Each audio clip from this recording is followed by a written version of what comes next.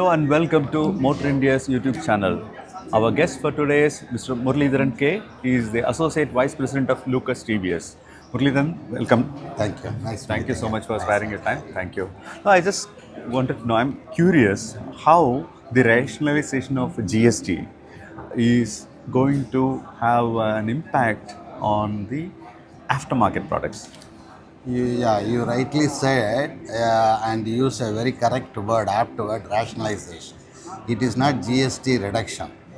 Government has changed from 5 rates GST rates to 2 rates, and especially for our type of product, the GST has come down from 28% to 18%.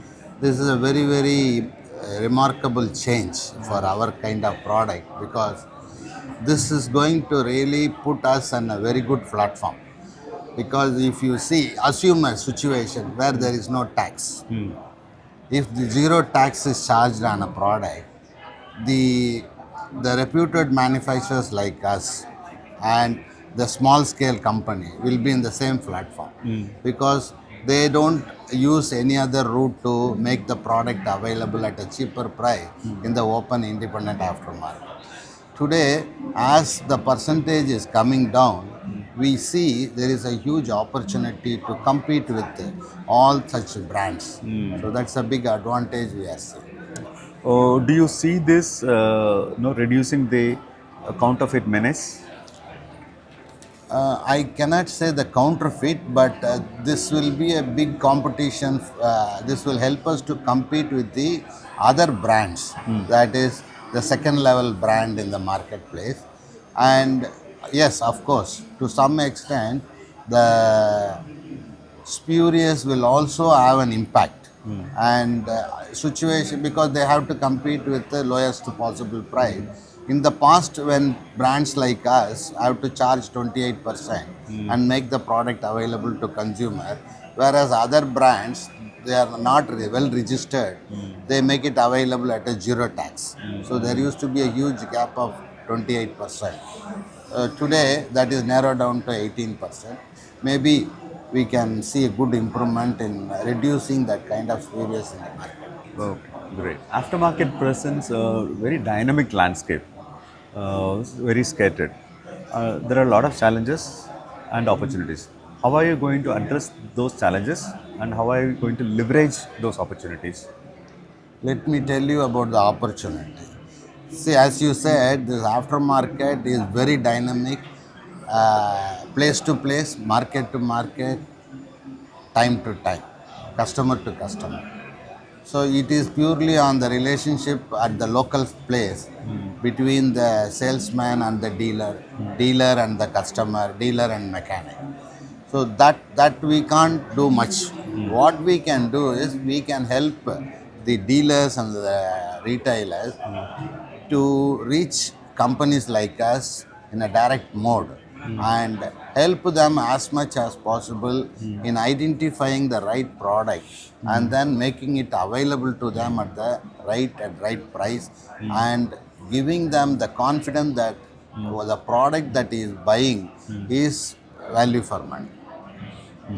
And another thing, what the retailer and dealer is expecting is they are they are willing to buy stock and keep stock, and company should not at any point of time throw some scheme and devalue the stock. Okay. So this is the very important thing. We are ensuring that no such stock can get devalued, Okay. and any of our dealer is affected. And also, aftermarket in India is in different layers. You know, the wholesalers, the retailers, the sub dealers, dealers, etc. Do you see an opportunity to consolidate the value chain?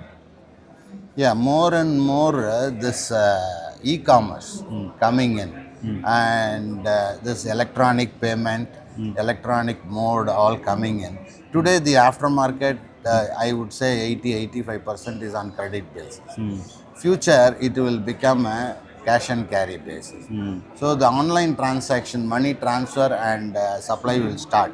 So in that situation, what I have seen practically is one layer is getting crushed now Okay. in products like engine oil, filter, all such consumer parts, where mechanic is directly sourcing from a dealer or wholesaler, Okay. and therefore he is avoiding retailer. Okay.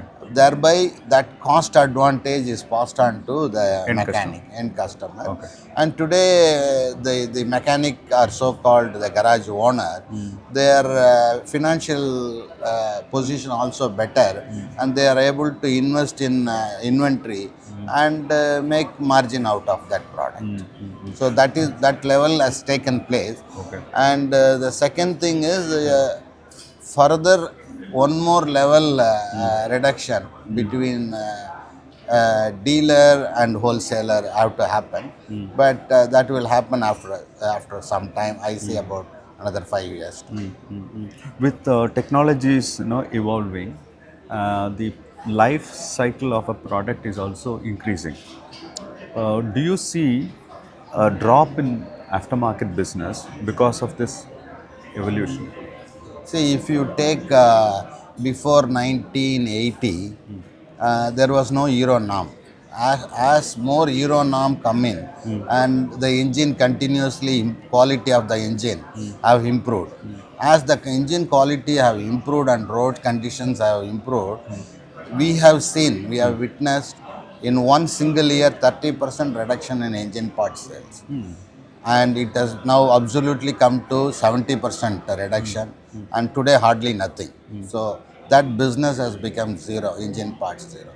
But aftermarket per se in total have not dropped, is Okay. continued to grow. Okay. So as a total, aftermarket will grow because there is a huge vehicle population building up in Ah. the market. Okay, okay, I agree. And with the new mobility coming in, how do you see? I mean, SDVs. There are a lot of talks about SDVs, electric mobility, hydrogen. A lot of things are coming in. With the evolution of the mobility, how aftermarket will get transformed? See, we are only thinking about automobile become electric. We are not thinking about a competition for automobiles.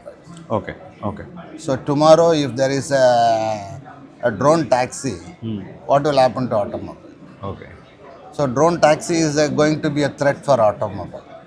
So EV is one kind of threat, but EV is not going to be immediately available at the aftermarket. The aftermarket will continue to see its growth till 2030. That's what other companies Yeah, have yeah. also estimated. Till 2030, IC engines, IC engine demand, IC engine vehicle fallout business will be there in the Okay, aftermarket okay. and continue to grow.